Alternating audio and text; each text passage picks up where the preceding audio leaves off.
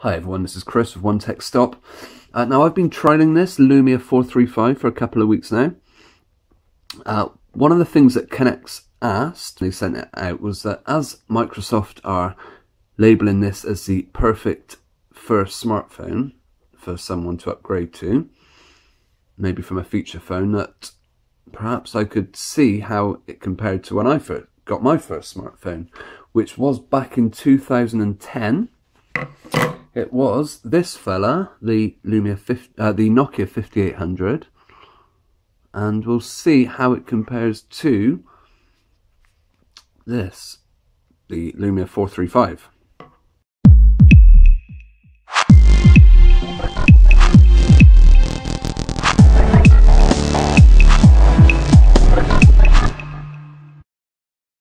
Okay, one thing to consider about both of these devices: when released, the Nokia 5800 sold for about £249 off of contract. It was considered a fairly top-end device in its day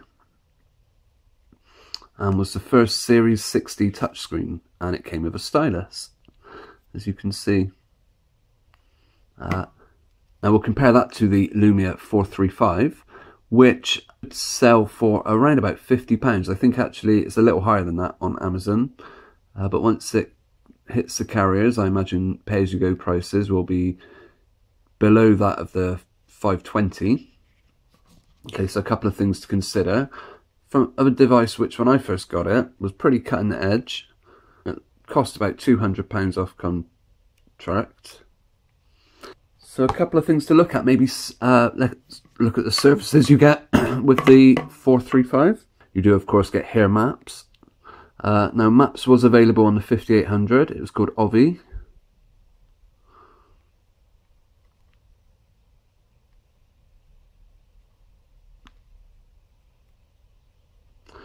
Now, it needs a memory card, so I'm actually not able to try out the maps on the 5800, unfortunately, possibly due to memory restraints.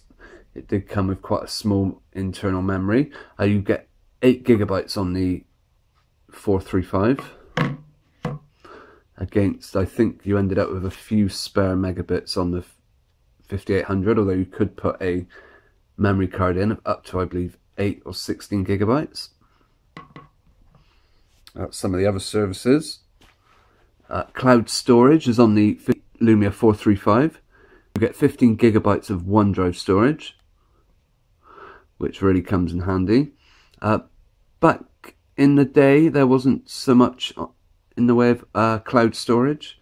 It did exist, but nothing came with the 5800 per se, although you could install apps. I remember, I think SugarSync was one that I used to use on here, as well as Dropbox. There are apps for Dropbox on the Lumia. Music services. Now, you get mixed radio on here, depending on your location. It's available in a fair few markets, and really good. It allows you, if you've not tried mixed radio, I recommend it. It's certainly available on Windows Phone, and I believe Android and iOS might have a version. Ooh, we better mute that. You are allowed to create a mix by adding your favourite artists. Now, one of the big selling points about the 5800, I recall, was something called Comes With Music, where you could literally, for a year, just download as much as you liked. There were no limits. You could only play it on the one device, but it was still a really good service. Now, looking at hardware, the camera, a 3.2 megapixel camera on here. Both devices have front cameras,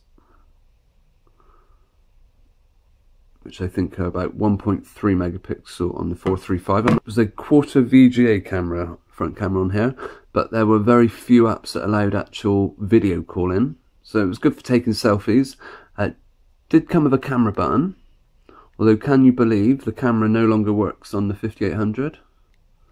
Possibly again due to memory restraints. I don't have a memory card in here at the moment. While on here, your front-facing camera can allow you to make Skype calls.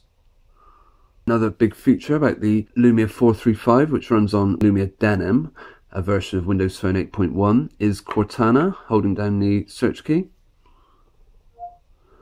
Tell me a joke, Cortana.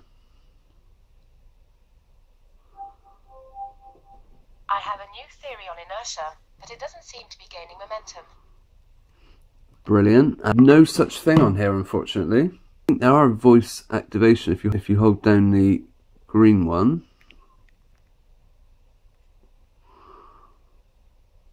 Voice commands.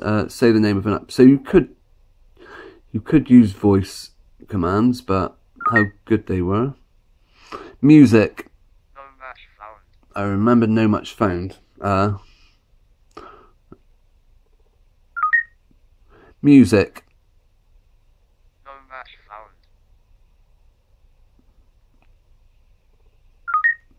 Mail. Radio. Okay, it said mail, which it sort of did. But as you can see, open email. Sure, opening Outlook. And here you can see Cortana opens up the app for you. You can also do things like request it writes an email or an SMS message. Send a message to James, hello. Okay, you want to text James H, hello. Excellent. Send it, add more, or start. Yeah, Cortana is a really nice feature to get on such a well-priced phone. I think, obviously, there's a good few years between these two devices. Just looking at the specification alone tells you that. The 5800 ran on a 434 megahertz ARM processor, while this is a 1.2 gigahertz dual-core processor on the 435, and you get a gigabyte of RAM on here, and I believe it was 256 megabytes of RAM on this device. Even today, a low-end device will outspec a device from back in 2009. So that is my comparison. I'll let you be the judge of which is better value for money. Which is the better device is probably quite easy to say. I could certainly live with a 435 as my main device. I think going back to use the 5800 would be very difficult. Although the App Store, I don't think even works anymore on here. We'll have a look. You have the Windows Phone Store on the 435.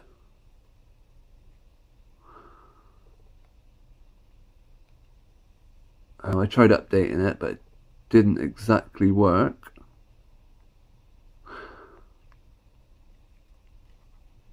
Well, if you have any comments or questions on this video or on either of these devices, I'm always happy to hear them. You can leave a comment in the section below or find us on Twitter. The links will be in the description. This has been Chris, looking at the Lumia 435, targeted as an ideal first smartphone for someone who's maybe upgrading from a feature phone, compared to the Nokia 5800. Today, a very popular device. In fact, a variant of the 5800, the 5300 I think, is one of the best selling smartphones of all time, like into the hundreds of millions it's sold. Okay, well that is my look.